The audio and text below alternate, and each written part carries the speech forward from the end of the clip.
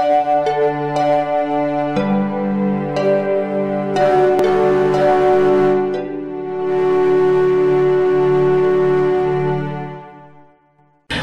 mon ami, je suis Annie Cho, ta conseillère en épanouissement et je suis très heureuse de te retrouver dans cet épisode 4 de notre série de 40 jours pour vivre épanoui en 2021.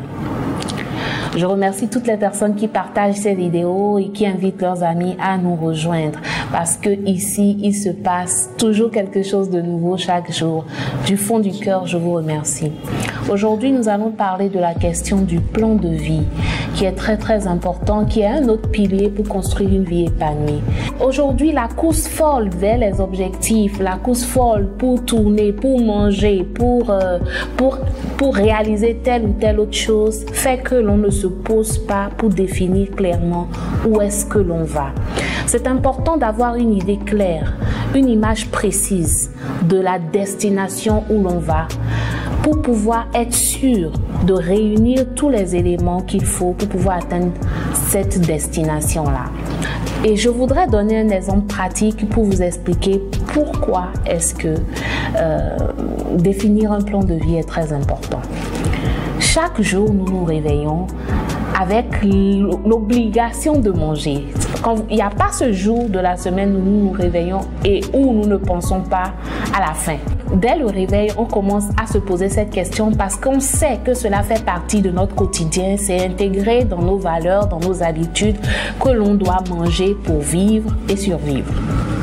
À partir de ce moment-là, on commence à cogiter, on commence à se demander ou à se dire « Tiens, et si je faisais du riz? Non, je préférerais prendre du haricot aujourd'hui. Oh là là, non, c'est une pizza que je préférerais. Non, hein, c'est du jenkume qui me plairait. » Nous créons déjà une image de ce que nous allons manger parce que nous avons un besoin. Tout autant, avons-nous besoin dans la course de la vie, d'aller vers l'épanouissement, d'aller vers notre vie de rêve. C'est dans mon exemple l'homologue du repas que l'on planifie de manger dans la soirée. Et pour pouvoir manger ce repas, il faut définir bien sûr ce que l'on veut, clairement. Et donc vous devez clairement définir ce que vous voulez dans la vie. Dans 5 ans, dans 10 ans, dans 1 an, vous devez clairement le définir. Ensuite, remarquez que une fois que vous avez décidé ce que vous allez manger, c'est facile pour vous de prendre les dispositions pour que le repas soit fait. Dans la journée, vous allez penser à passer chez l'épicier. Si vous avez décidé de faire une sauce, vous allez décider de passer au supermarché ou bien au marché pour acheter vos ingrédients. Ensuite, vous allez programmer un moment dans la journée où vous allez mettre votre temps à la disposition de la préparation du repas. Ensuite, vous allez préparer bien sûr les assiettes dans lesquelles vous allez servir ce repas-là. Vous allez savoir à l'avance combien de personnes vont manger ce repas-là et donc prévoir la quantité qu'il faut pour suffire tout le monde. C'est toute une planification, toute une ordre d'idée qui se met en route à partir du moment où vous avez une idée claire de là où vous allez. C'est exactement la même chose dans notre vie de tous les jours.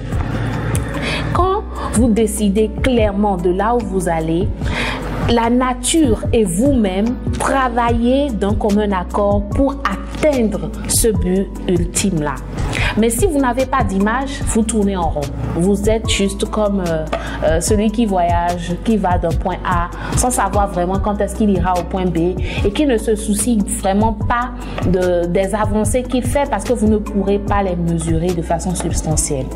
Lorsque vous rédigez votre plan de vie, vous répondez à la question « Comment est-ce que ma vie va être ?»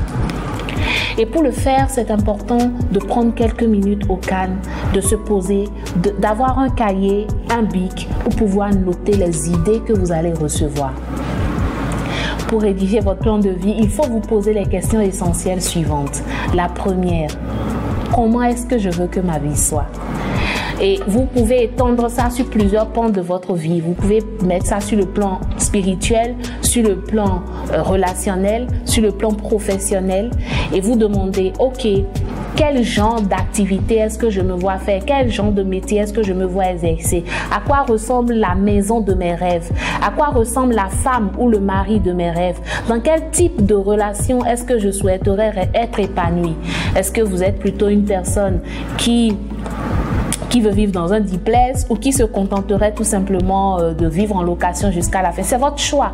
Et vous avez le droit d'avoir le choix qui vous convient le mieux. C'est pas parce que Paul a décidé de vivre dans une maison au bord de la plage que Asiba a forcément besoin de vivre dans une maison au bord de la plage pour être épanoui. J'ai envie de continuer dans la même analogie. Lorsque vous avez faim, d'accord, vous réfléchissez à ce que vous allez manger, n'est-ce pas? Et donc, votre esprit vous dicte que oui, vous pouvez manger du riz, vous pouvez manger du haricot. Et après, votre esprit vous trouve les moyens de défendre le fait qu'il vaut mieux manger de l'haricot plutôt que du riz aujourd'hui. On se comprend bien. De la même façon, lorsque vous définissez lorsque vous avez la soif d'aller à la découverte de à quoi ressemblera votre futur, de cette même façon, vous avez à votre disposition un outil ultime, votre esprit, dans lequel tout ce dont vous avez besoin pour pouvoir atteindre ce futur-là, non seulement définir ce futur-là, le bon, et atteindre ce futur-là, toutes ces choses vous sont communiquées par l'esprit. Donc, puisque la question, contrairement à la question de la faim, qui est un problème de tous les jours qu'il faut résoudre au quotidien, la problématique de définir le choix de vie, la problématique de définir le plan de vie, votre futur est beaucoup plus essentielle, beaucoup plus importante. Et cela requiert alors que vous fassiez une pause pour entendre de l'esprit, pour entendre au fond de vous la voix qui vous dicte la direction dans laquelle vous allez aller, les moyens que vous allez utiliser ou que vous pouvez mettre en œuvre pour pouvoir atteindre ces objectifs-là. C'est un peu comme l'instinct. Quand vous voulez traverser une route, par exemple, et qu'il y a le danger, systématiquement, votre corps réagit, votre esprit en vous dit, votre mental, votre vous intérieur vous dit, il y a danger. Et donc, vous faites stop. De la même façon, il est important aujourd'hui, dans la quête de votre épanouissement, de faire pause pour pouvoir entendre le divin en vous. Vous êtes un être spirituel, un être de lumière qui fait une expérience physique.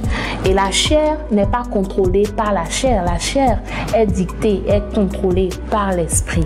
Donc, ce besoin-là de retourner à l'esprit pour recevoir de lui les directives pour atteindre les objectifs est un must et vous ne pouvez pas y échapper. C'est à force de chercher à y échapper qu'on va dans le décor.